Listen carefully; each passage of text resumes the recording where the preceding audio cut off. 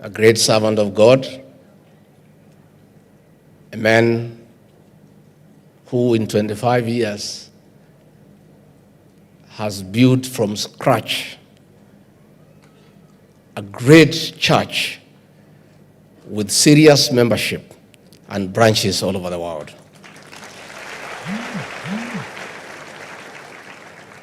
Reverend Kathy, I come with my family to say pole, to assure you of our prayers and solidarity in this very difficult moment. We have come to say that this great man lying here has left a very enduring legacy, a legacy, Reverend Kathy, that you must build on. You are now the vision carrier of JCC. And I'm sure this great man lying here, having been your very strong and close companion, must also have been a great teacher to you. I'm sure, I have no doubt in my mind that as he was struggling with illness, he must have thought through about the future of this church and taught you and gave you teachings on how to lead, how to be a team leader, and how to be now the vision carrier of this great institution. Bishop Kariuki said he is a simple preacher. I'm also a very simple man. And many people have a problem with my simplicity, to a point where they even call me a villager because of being simple. But I think it's good to be simple. Why do you want to complicate life with so many serious things? The history of this bishop is one of simplicity. From the slums of Kariobangi to the international stage, all the way to America. And the fact that you are simple does not mean you shall not be great. There will be greatness based on simplicity. Listening to the eulogy, of course I must admit, because I'm a truthful man, that the great pastor from the US who read the eulogy, I only heard a quarter of it myself. And I'm sure we are many. But most of you are not truthful enough to admit. You know, I heard about spiritual, intellectual capital. That is very serious business for me. And I trust a few people employed by government to help me around. You have heard, so you do some research, simplify it for me, and come and tell me what it is all about. Bishop Kariuki quoted from the scriptures that you shall know the truth, and the truth shall set you free. We have heard and we have followed the leadership of this great general lying here. This man liked the truth. And truth is very enriching. Most Kenyans don't like the truth. Most Kenyans are dishonest. And many Kenyans have a problem with the truth. But since it is in the Bible, we shall continue telling them the truth, even if they don't like it. In my local language, they say,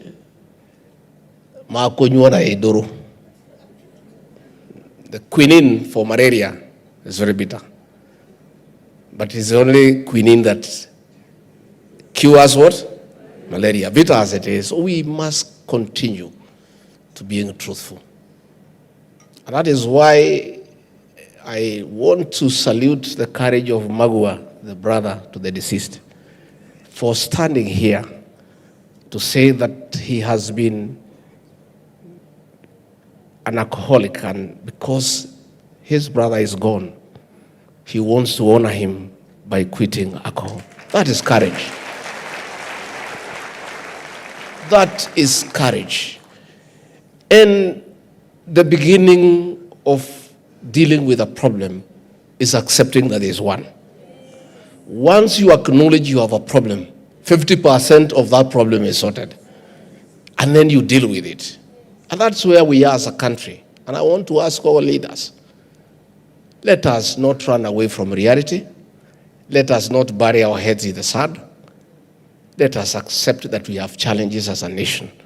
Once we accept we have challenges, we are done with 50%. And then we can look for solutions by accepting that we face a challenge. The challenge of illicit alcohol and drugs in this country is real. And many people want to run away from reality. And the admission of that great son here tells us that as a country, we must face head-on the challenges before us. When we came into leadership with the President William Ruto, we found a very serious challenge of illicit alcohol and drugs in the entire country, and most specifically, and in a very big way, the Mount Kenya region. And we have been dealing with that problem where our children were sleeping in trenches, where we could not get our young men to work. When there was labor, you could only find women and young girls. We are losing an entire generation. That is why we have taken it head on, and we have made very serious strides. And that is why you heard me say last Sunday that the war on illicit brews and drug abuse must continue uninterrupted so that we save our children. And I said, as a leader, as a truthful leader, I put leaders on notice that anybody who tries to interfere with that war, we shall call you out by name so that the people of Kenya can shame you, because we cannot allow the reintroduction of poison disguised as alcohol to come and kill our children. We want as a government to tell the merchants of death, those who thrive on making profits by manufacturing and distilling and distributing and selling poison disguised as alcohol, your days are numbered. And I want to take this opportunity to ask the Church of Christ and other religious organizations to join government so that together we try to save our children. We want the church to play a central role in mentorship, in counseling, in helping in rehabilitation of those who are already addicted, so that we can save the next generation to be productive men and women for the growth of our economy and the development of our country. As I wind up, let me ask the children of Reverend Kathy to stay near your mom. Losing a companion is not easy. These are a couple that has been together for many years. It may look simple from the face of it, but in a few days, the loneliness will set in. So I want to ask the children to take time to spend with your mother. I want to ask her friends to hang around her. I want to ask the church people to hang around her and hold her hand so that she can get steady, because it's not easy. Reverend Kathy and your children, I want to salute you, because many people may not know. Staying with a cancer patient for 6 years is a big and huge challenge. Cancer is devastating to any family in terms of emotions, in terms of finances. Ask me. My late brother, the governor of Nyeri, Rigathi Gachagua, was diagnosed with pancreatic cancer in the year 2014. We stayed with him for 4 years trying to save his life. I traveled with him to London, to the US, to India. And the experience drained us as a family, shattered our finances, and we have never recovered to date. What this family has gone through is not easy. Please hold them in prayer and solidify around them. I want to salute you because I know what it means. And cancer is also very painful. And close relatives try to share unsuccessfully the pain of their patient. This servant of God has undergone a lot of pain, and the family has tried to share the pain. So as we move on as a nation, we have made many interventions as a government to come up with an insurance scheme to cover chronic illnesses, because the cost of treating cancer out of this country is beyond many families. As we speak today, many families in this country have harambes every weekend trying to raise millions of shillings to support their loved ones who are suffering from the cancer. I am very encouraged that now we have equipment in this country. The Kenyatta University Referral Hospital today has a PET scan. That scan was only available out of the country several years ago. Today we have equipment in our hospitals that can help in early diagnosis, because most of these cancers, if detected early, can be managed. So it's something that we are doing as a government, and I want to say that a lot of progress is being made to come up with an insurance scheme that will help families who have chronic illnesses, again, to improve the equipment in our hospitals so that people can get attention here in the country, which is a little bit more affordable. So I want to just encourage the family and to say that we are together, and the church, you have a new leader, the pastoral team, the management, and the congregation. Please support her to succeed. Support her.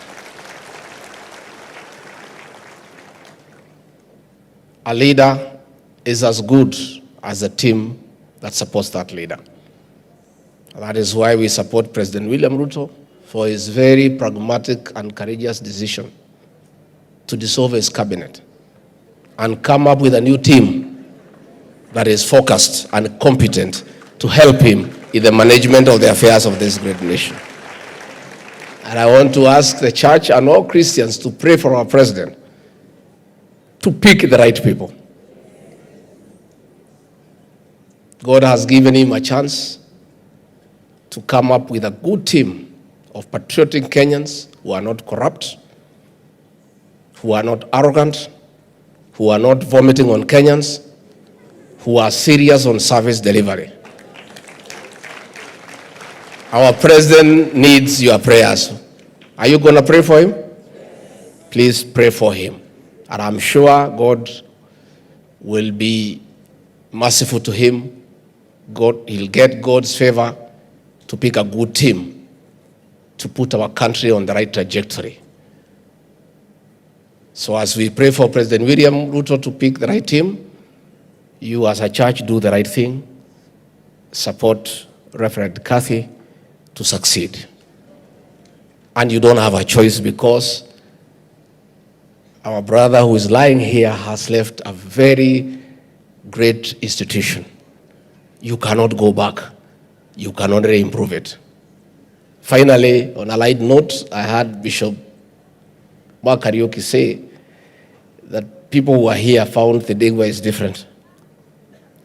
I too am in that boat. I was here in the Degwa 31 years ago. I was a young district officer in charge of Kiambaa, where the Degwa is. where we are was land with coffee, owned by a company called Thedegwa Company Limited. And I oversaw the subdivision and giving titles to the owners of all these properties that now have been developed. I'm so proud what I have seen, the development that has taken place. My only regret, and Pastor Dorcas knows, is that I had also bought one plot, 3/4, and I sold it at 800,000 then. And it's a great mistake that I made. Because when I came, I asked, I'm told here now a plot is 35 million. Had I been patient, I would be worth 35 million today. But next time I'll make a better decision. And finally, Pastor Dorcas, you have heard the sister to Reverend Kiuna say that when they were quoting, he banged her car. You know you banged my car when I was quoting you. So, I had a small car, an Alfa suit, she banged it. So, tutaongea tukifika nyumbani, we know. So, with those very many remarks, I have the condolence message from the President. I'll read it, and before I do, I have a few leaders here. Let me just introduce them. They will not be able to speak. There are new challenges. Where we are going to church now, our leaders are not being allowed to say anything. Tuendelee namna hiyo? Kwa sababu nafikiri waliharibu kidogo, si ndio? So nyinyi mkae namna hiyo for the time being. We have Senator Veronica Maina. Please clap for her. Nominated Senator. We have our women rep for this great county, Ann Wanjiko wa Muratha. Pigieni makofi. We have the Honorable Sabina Maito Chege. Pigieni makofi. We have a very great young man from Umias. You see him on TikTok, the Honorable Peter Salasia.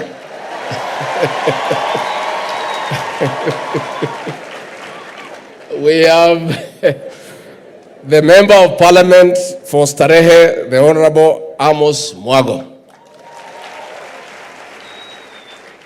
We have the immediate former women rep for Laikipia, the daughter of Zion, the Honorable Kate Waruguru.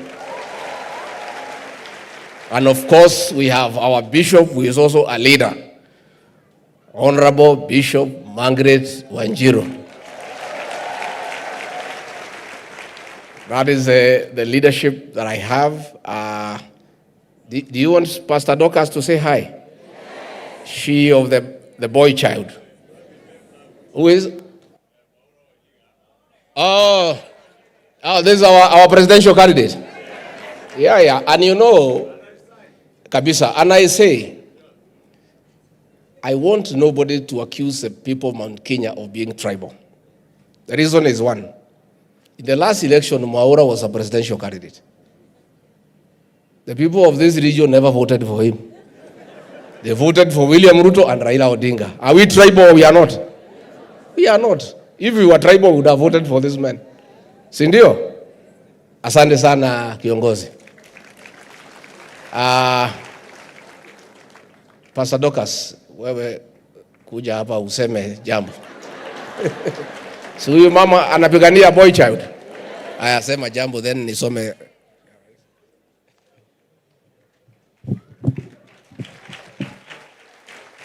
Bwana asifiwe. Please greet me. And maybe you can do a celebration clap for our general, our gallant soldier, our bishop,